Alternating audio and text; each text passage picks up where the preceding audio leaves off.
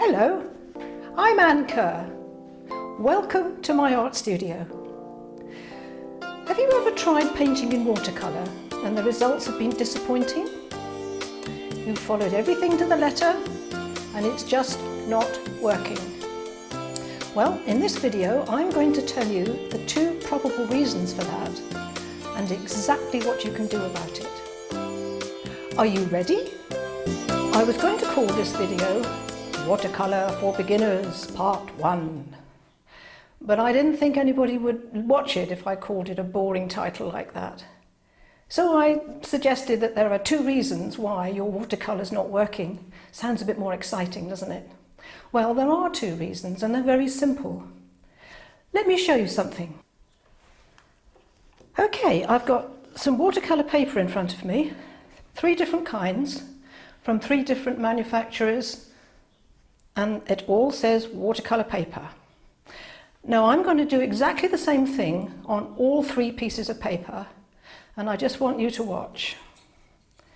So I've mixed up some blue paint and some red paint, and I'm going to use exactly the same paint on all 3 pieces of paper. I'm going to wet the paper first with my lovely big wash brush. So we'll start with this one at the top. So I'm going to wet the paper all the way down. Yuck! And then I'm going to pick up some blue paint and I'm going to put on a wash.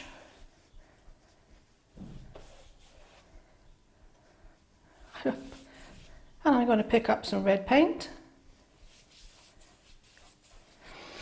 Right, okay. Let's go on to the next piece. Wash out my brush.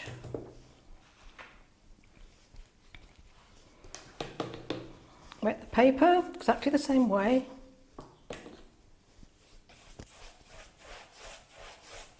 All the way down.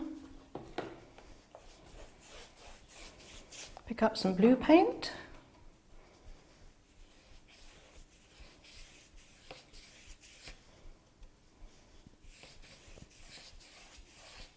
Pick up some red paint.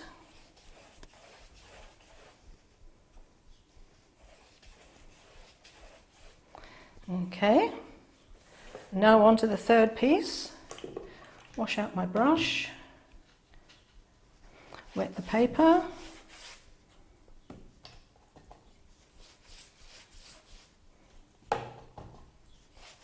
All the way down. Pick up some blue paint.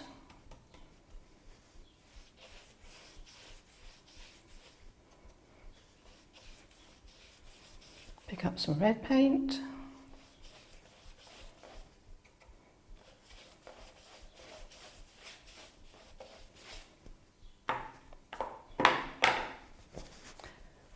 Need I say more? 3 different kinds of watercolour paper. Okay, this one looks a bit paler than the others, so just to show that it's not necessarily need to be paler, I'll make it darker. There we go. Now all these 3 papers were advertised as watercolour paper, and I don't think I need say a lot more. If I was learning to paint with watercolour, I know which one I'd choose. And it certainly wouldn't be that. And it certainly wouldn't be that. It would be this. Now this paper is made of 100% cotton. These papers are made of heaven knows what. Not 100% cotton. They'll be made of wood pulp and cellulose, wood pulp, cellulose and clay, wood pulp, clay, cellulose, poly, whatevers, I don't know, whatever goes in to fill up the container when the paper's made. So the only paper that I would ever recommend for somebody starting out in watercolour is 100% cotton. And you can see the difference for yourself. So I put these pieces of paper that I painted out in the sunshine to dry, and you can probably see that they've gone a lot lighter. But then watercolour does that. When it dries, it goes at least 1/3 lighter.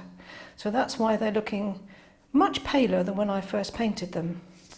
Now this one, I have no idea what that paper was, because it just said watercolour paper. It was incredibly thin, and you can see what's happened. It's wrinkled as I painted it, and all the top's beginning to flake off in little bits. Now that's because the glue, which is mixed into the paper when it's made, the glue is what holds everything together. It's called size.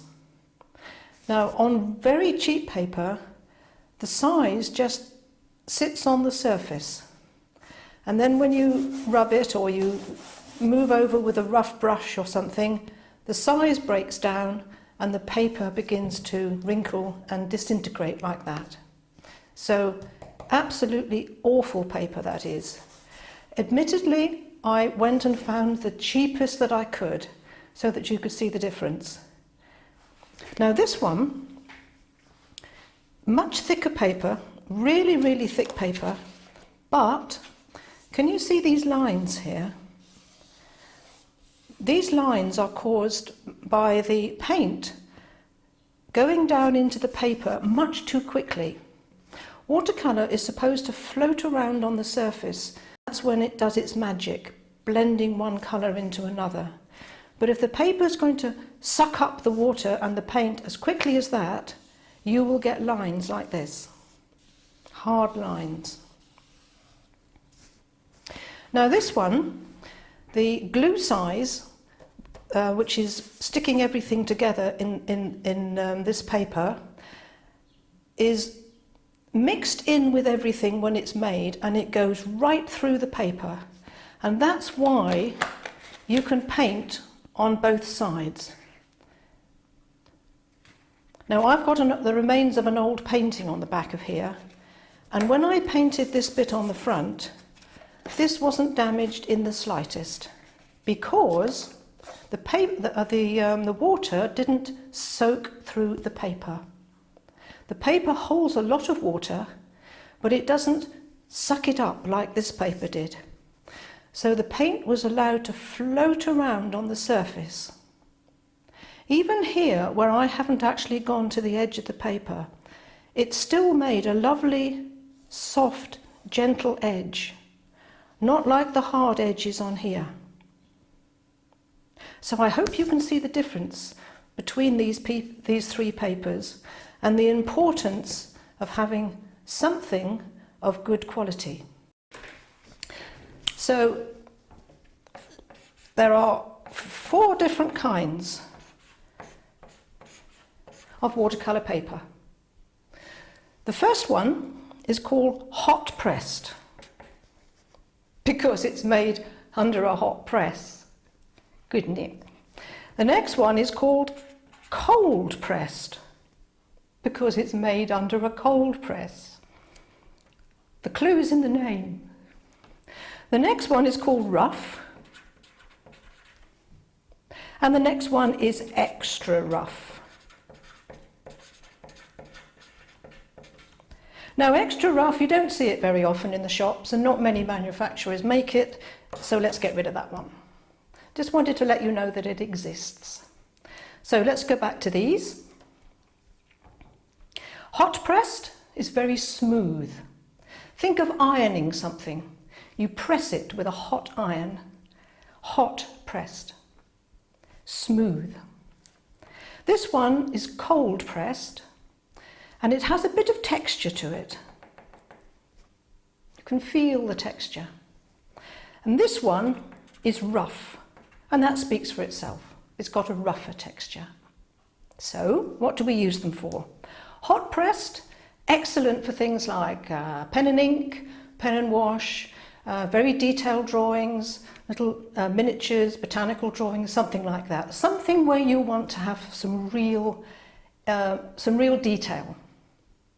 This one, the cold pressed, is probably the paper used by most artists most of the time. Middle of the road type paper. Rough, absolutely lovely for textures, a little bit more specialist, so probably not the one to start with, but one to try out later on. So the one that I would recommend for anybody starting in watercolour is this one, cold pressed. It also has another name, N-O-T, not. Now I looked up on the internet to try and find out what not meant, and do you know what they told me? It's a name used for cold pressed watercolour paper. Well, I knew that. I just wanted to find out if N-O-T actually stood for something, but I couldn't find an answer, so cold pressed or not means exactly the same thing. So, at the moment we know that we need to have 100% cotton paper, and the second thing we need to have is cold pressed or not. Means the same thing. And there's one more thing, number 3. And number 3 is how thick or thin should the paper be? Because watercolour paper comes in anything from very thin up to something that's like cardboard. Obviously, the thicker the paper, the more it will cost. So we don't want to spend any more than we need to. And by the way, if you're thinking that the more expensive paper is going to cost you more money, well, yes, of course it is, because it's better quality. But if you watch to the end of the video, and it's a very short little video, I will tell you at least 3 ways where you can make your more expensive paper about the same price as the cheap paper. Coming up in a minute. So the third thing we need to look at is how thin or thick the paper should be. And that is all according to the weight that's given on the package on the front of the paper. Now you might see something like 140 pounds and then a big line and then 300 GSM. And you think, what on earth does that mean? Well, they are 2 different ways of explaining the weight of the paper. 300 GSM just means that if you've got a big sheet of watercolour paper, 1 metre by 1 metre, it will weigh 300 grams. Grams per square metre. And the other weight over here, 140 pounds, that is just the weight of 500 of those sheets of paper. They will weigh 140 pounds, which is very heavy. So 140 pounds and 300 GSM means exactly the same thing. Now that is the weight of paper that most people use most of the time. If you go thinner than that paper, it will buckle. And you know it'll be thinner because these numbers will be smaller. It'll be something like 90 pounds or 60 pounds. So don't go any smaller or any lighter than 140 pounds by 300 GSM. Means exactly the same thing. You can go heavier with bigger numbers if you want to. It'll cost you more, but it'll be absolutely super paper. So the third thing we need to look for is 140 pounds or 300 GSM. Now, that is what we need to know. I mentioned at the beginning that there are 2 things that are stopping you from doing good watercolour painting. And we've just discovered that the first one is we need to have good paper. So that's the first thing. Okay, what's the second thing? The second thing is very simple, incredibly simple. Take your time. Stop rushing to try and produce a whole painting at the end of the first lesson. You're not going to learn to paint watercolour by rushing on and trying to get everything done in one lesson or 2 lessons. I'm going to tell you something really funny. Well, it wasn't funny at the time, it was quite sad really, but I can see it's funny now. I was mentoring somebody once and I had to go and watch their prepared lesson. And I sat and watched this lesson, and it was a lady who was going to begin teaching watercolour. Now I'm going to have to read this because I can't possibly remember it all. She stood up in front of her class and she said, I'm going to tell you all about, well, she didn't actually tell them, she almost started to demonstrate. All about paper, all about brushes, all about paint, all about palettes, warm and cool colours, wet on dry, dry brush, different types of brush strokes, perspective, aerial perspective and the colour wheel. I was half expecting her to say, this is how you put a mount on, frame it and stick it on the wall. But it wasn't funny at the time and I did feel sorry for her. But she went on a teacher training course. And now she is a very experienced and very good teacher. So stop rushing, stop trying to do everything at once, learn the techniques, learn how watercolour paper works, learn how brushes work, learn how the paint works. And when you have that knowledge, you can go and paint anything at any time without any help from me or from anybody else. Does that sound like a deal? Great. I can teach you those skills, but slowly. I said at the beginning of the video that I would show you at least 3 ways that you can make your more expensive paper be actually no more expensive than the cheap stuff. So here are the 3 different ways. First of all, turn it over and use it on the back. The second way is to buy individual sheets. They come in a nice cellophane pack like this. You can buy them any size, 1/4 imperial, 1/2 imperial, full imperial, and you don't have to struggle down to the art shop. You can order them online and they'll arrive on your doorstep. But buying them in individual sheets is actually much cheaper than buying them in a pad. What's the point of paying somebody to design a cover, to print a cover, to put a piece of cardboard on the back of the pad, to glue it all together, to cover it in a bit of cellophane, when all you're going to do is open it up and tear a piece out? So why not buy the individual sheets in the first place? It's much cheaper. And another way that you can save money with your more expensive paper is if you've got something that you don't want anymore, you've been doing a bit of practice or you've been experimenting with colours or whatever, then take it over to the sink, turn on the cold water tap, soak your paper in cold water, take a sponge and wipe the paint off. Yeah, really. Scrub it off with a sponge. Mind you, you can only do that if it's good quality paper. You try doing that with cheap paper, it'll fall to bits. So you wash it off, you lay your paper on a clean towel, put a heavy weight on it, leave it overnight, come back in the morning, and you've got a piece of paper that you can use all over again. And again. And again.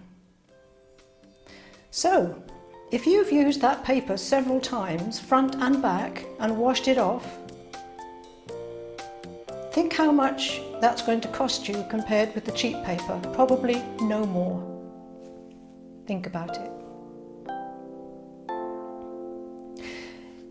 If this video has been useful, then please click the subscribe button and the little bell icon, and that'll let you know when I upload the next video.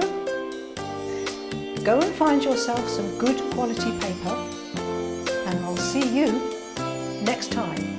Remember, there is an artist in everyone. Bye for now.